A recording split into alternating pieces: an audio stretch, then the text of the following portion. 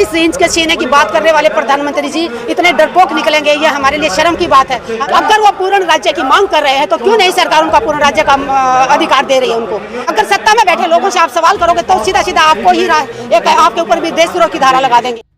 सहन शक्ति की सीमा होती है। ये लोगों का मनोबल तोड़ना चाहते हैं। ये सोचते हैं कि युवाओं को गोलियां चलाओगे 5-6 युवा की जान जाएगी तो युवा आवाज़ उठाना बंद कर देगा। ऐसा नहीं है, युवा को और गुस्सा आएगा, जोश आएगा। लेकिन मैं अपने युवाओं से अपील करती हूँ कि होश में जोश नहीं खोना है। नेपाल में जो हमारे भाई बहनों ने होश में जो जोश खोया, नुकसान किसका हुआ? नेपाल की जनता का हुआ। नेताओं का किसी का कुछ नहीं बिगड़ेगा। आम जनता का पैसा लगा हुआ है। तो अपने देश की प्रॉपर्टी को, चाहे वो सरकारी हो चाहे वो प्राइवेट हो, उसको नुकसान ना पहुंचाएं, क्योंकि वो अपने पैसे से बनी है। अपना देश का नुकसान है। होश में रहते हुए हमें अपनी आवाज को बुलंद करना है, एकता के साथ, अनुशासन के साथ। लेकिन वांगचुक पर तो जो रासुका लगा दी है, जो अरेस्टिंग हुई है, बड़ी गंभीर धारा है ये सभी के ऊपर। अगर सत्ता में बैठे लोगों से आप सवाल करोगे तो सीधा सीधा आपको ही एक आपके ऊपर भी देशद्रोह की धारा लगा देंगे। इनके देश भागत तो सिर्फ मोदी और अमित शाह ही हैं, बाकी तो हम सारे देशद्रोही हैं। ये पाकिस्तान जाके ये बिरयानी खा के आते हैं, ये सबसे बड़े देश भागत हैं। ये पुलवामा में 40 लोग शहीद होते हैं, उसकी जाँच नहीं बिठाते, आज तक जाँच नहीं कराई और शहीदों के नाम पे वोट मांगते। ये सबसे बड़े देश भागत हैं। पहलगांव में 26 हमारे भाइयों की बहनों की जानें गई, ये उनके ऊपर तिरंगा यात्रा निकालते। ये सबसे बड़े देश भगत हैं। इनको शर्म नहीं आती। ये जीएसटी को लगाते हैं तब ये जीएसटी के फायदे बताते हैं और फिर जीएसटी हटाते हैं तो ये उत्सव मनाते हैं। लोगों को बेवकूफ बना रखा है इन्होंने। एक बार तुम जीएसटी दिवाली गिफ्ट मिल गया है, दिवाली गिफ्ट कौन सा? हजारों लाखों करोड़ रुपए जब इन्होंने देश की जनता से जेब से निकाला है तब जीएसटी के फायदे बता रहे थे। आप जीएसटी हटा के उसके फायदे बता रहे हो। ये देश की जनता का पैसा लूट लूट के ये अपने एमएलए एमपी खरीदते हैं। देश हित में पैसा नहीं लगाते। ना तो इन्होंने कोई स्कूल बनाया, ना कोई मेडिकल कॉलेज बनाया। ये सिर्फ और सिर्फ अडानी अंबानी या 2-4 और उद्योगपति हैं, उनका भला करते हैं। पैसा लूटो और देश छोड़ के भाग जाओ, ऐसा इनके जमीर में है। लेकिन युवाओं ने बीजेपी का ऑफिस निशाना बनाया है लद्दाख में, इसको किस तरह देखती हैं आप? देखिए, लद्दाख के लोग, उनकी तकलीफ, उनकी जिंदगी, उनका रहन सहन, वो लोग हमारे से वही लोग बता सकते हैं कि उनको किस चीज़ की ज़रूरत है। दिल्ली में बैठ के लोग उसके ऊपर कंट्रोल करना चाह रहे हैं। अगर वो पूर्ण राज्य की मांग कर रहे हैं तो क्यों नहीं सरकार उनका पूर्ण राज्य का अधिकार दे रही है उनको? क्यों नहीं वहाँ का एक मुख्यमंत्री बनाया जाए जो अपने तरीके से वहाँ के लोगों की परेशानियाँ क्या है, उनके जीवन का क्या है, उनका रहन सहन का क्या है, तो वो अपनी जिंदगी को अच्छे से चला पाएंगे वहाँ के लोग, ना कि दिल्ली में बैठा। लेकिन आग भड़काई है युवाओं ने, कांग्रेस में आरोप लग रहे हैं। कांग्रेस, अच्छा, नेपाल में भी कांग्रेस आग भड़काया ही। नेपाल तो हिंदू राष्ट्र था ना, तो वहाँ किसने, वहाँ भी राहुल गांधी चला गया क्या? नेपाल में भी मैंने तो कभी राहुल गांधी के मुंह से ये नहीं सुना, आग भड़काने वाली बात नहीं सुनी। सोनम वांगचुक के मुंह से नहीं सुनी। वो तो बेचारों ने अपना फास्ट और तोड़ दिया। जैसे ही हमारे 5 भाइयों की जानें गई वहाँ पे, तुरंत उन्होंने फास्ट, किसी के कहे बिना फास्ट तोड़ दिया कि मैं अपने शांति चाहता हूँ, मेरे राज्य में अशांति नहीं होनी चाहिए, मेरे देश में अशांति नहीं होनी चाहिए। तो उनके ऊपर ये जानबूझ के भड़काने की कोशिश कर रहे हैं। मैं लद्दाख के भाइयों से, बहनों से अपील करती हूँ कि मेरे भाइयों, शांति से रहते हुए 5 साल से तुम अनुशासन में रह रहे थे, उसी अनुशासन में रहते हुए अपनी आवाज बुलंद करो। पूरा भारत देश आपके साथ है। जब आप दिल्ली में लद्दाख भवन में बैठे थे तब भी देश के बहन भाई आपके साथ भूख हड़ताल में बैठे थे।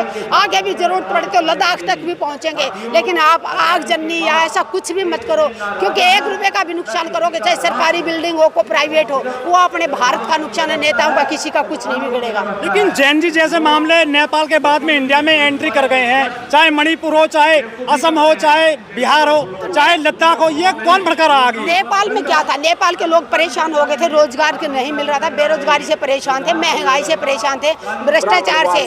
तो वो ही चीजें हमारे देश में हो रही है। लेकिन यहाँ का तो जो युवा है तो कांवड़ लाता है, नवरात्रि रखता है, रामलीला में जा रहा है, ये क्या बहक जाएगा क्या? सबसे जल्दी युवा किस में बहकता है? युवा नहीं, कोई भी आदमी धर्म के नाम से, धर्म के नाम में इन्होंने बहका रखा लोगों को। लेकिन जिसने पढ़ाई की है वो नहीं बहक रहा। आप कभी भी देखिए तो विदेश में भी बेरोजगार हो गए हैं, अमेरिका में लोग बेरोजगार होने वाले हैं। ये बोल रहे हैं विश्व गुरु बन गए। हमारे युवाओं को, हमारे स्टूडेंट को वहाँ हथकड़ी लगा के ला रहे हैं। आतंकवादियों जैसा व्यवहार हमारे युवाओं के साथ, हमारे स्टूडेंट के साथ। दोस्त, इनको दोस्त बोलने वाले कहाँ गए वो लोग जो ट्रम्प के जीतने की हवन कर रहे थे कि ट्रम्प जीते? अब की बार ट्रम्प सरकार क्या दिया? ट्रम्प सरकार ने फेल हो गई है विदेश नीति। विदेश नीति तो इनकी इतनी घटिया हो चुकी है। विदेश नीति होती ना तो जब पाकिस्तान के साथ अभी पहलगाम की लड़ाई हुई, एक भी बड़ा देश हमारे साथ क्यों नहीं खड़ा था। ये हर रोज विदेशों का देरा कर रहा है, करोड़ों रुपए बर्बाद कर दिए देशों में घूम। लेकिन बाढ़ के लिए 1600 करोड़ एक भी देश हमारे साथ नहीं खड़ा और शर्म की बात है। बड़े दूसरे अमेरिका पाकिस्तान के पाकिस्तान के आर्मी चीफ को बुलाता है और हमारे देश के नहीं। लेकिन युद्ध रुकवा रहे हैं जो वहाँ पे युद्ध रुकवा सकते हैं ये, लेकिन अपने देश में मणिपुर जल रहा है इतने सालों से, वो नहीं रुकवा सकते।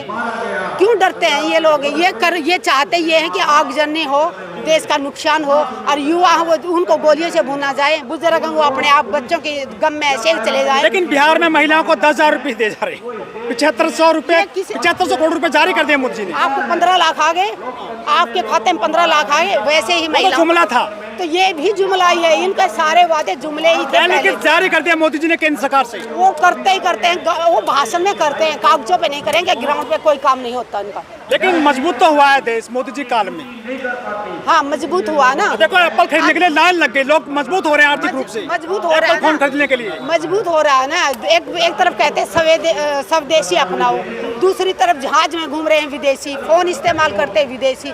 खुद तो आप शुरुआत अपने घर से करो ना, खुद सारी चीज इस्तेमाल कर रहे हैं बाहर की। आत्मनिर्भर बात करते हैं, कोई रेहड़ी लगा के रोड के किनारे से सब्जी फ्रूट बेच के गुजारा कर रहा है, पुलिस आती है और उसकी रेहड़ी को तोड़ देती है। क्रेन लाते हैं, क्रेन से उसकी रेहड़ियाँ तोड़ जाती है। और एक तरफ आत्मनिर्भर की बात करते हैं, दूसरी तरफ गरीब मजदूर बेचारा अपनी रेहड़ी लगा के गुजारा कर रहा है, उसके तो पुलिस के दरबार में पिटाई करवाते। ट्रम्प ने 100% टैरिफ लगा दिया दवाओं पर भी, अब फिर से ट्रम्प ने इसकी बोलती बंद कर रखी है। 36 इंच के सीने की बात करने वाले प्रधानमंत्री जी इतने डरपोक निकलेंगे, ये हमारे लिए शर्म की बात है। हमें शर्म आती कि हमारे देश का मुखिया चुप बैठा है और ट्रम्प अपनी मनमर्जी चलाई जा रहा है। हमारा देश एकदम गुलाम समझो, डिक्लेयर नहीं किया है ट्रम्प ने, लेकिन कहीं ना कहीं गुलाम है। हमारा पाकिस्तान से लड़ाई हो रही है तो अमेरिका के हमारा कहता है कि युद्ध बंद करो, और हमारा प्रधानमंत्री इतना डरपोक है, युद्ध बंद कर देता है, तो हम गुलाम ही हुए ना। अमेरिका के गुलाम है, इसका मतलब सामने नहीं आ रहा है, देख ही रहे हैं कोई गुलाम है। लेकिन मोदी जी की माँ को भी निशाना बनाया लोगों ने इस बार बिहार में। दूसरों की माँ का ये टीवी पे बैठ के डिबेट में इतनी गंदी गालियां देते हैं, तब प्रधानमंत्री जी को शर्म नहीं आती, तब उनकी माँ को दर्द नहीं होता। किसी को जर्सी गाय बोलते हैं, किसी को 50 करोड़ की गर्लफ्रेंड बोलते हैं, तब वो किसी की माँ नहीं थी। किसी को ये आंदोलन जीवी बोलते हैं, किसी को ट्रोल करते हैं, सारा दिन ट्विटर पे गालियां देते हैं इनके IT सेल वाले, तब वो किसी की माँ और बहन बेटियां नहीं हैं। सरेआम बेटियों को घसीटा गया, बलात्कार किया गया, रात को यूपी के हाथरस के अंदर रात को मिट्टी का तेल डाल के जलाया गया, वो किसी की बेटी नहीं थी, उस बेटी की माँ नहीं थी, तब इनको दिखाई नहीं देता। अपनी माँ के लिए कि किसी ने गाली दी, गाली देना अपराध है तो उसको सजा दो। सरकार किसकी है? बिहार में इनकी सरकार थी, तो उसको अपराधी को सजा दो, बात खत्म। लेकिन मुसलमानों को निशाने पर ले लिया योगी जी ने, कह रहे आई लव मोहम्मद नहीं बोल सकते आप उत्तर प्रदेश में। इस देश का हर नागरिक का उतना ही अधिकार है, जो अगर कोई जय श्री राम बोलेगा उसको अल्लाह अकबर बोलने का भी उतना ही अधिकार है, जिसको वाहेगुरु बोलने का भी उतना ही अधिकार है। देश के हर नागरिक का बराबर का अधिकार है। ये देश आज़ाद कराने के लिए हर धर्म ने, चाहे हिंदू हो, मुस्लिम हो, सिख हो, सभी ने कुर्बानी दी है, तो आज देश में रहने वाला हम सब भारतीय हैं।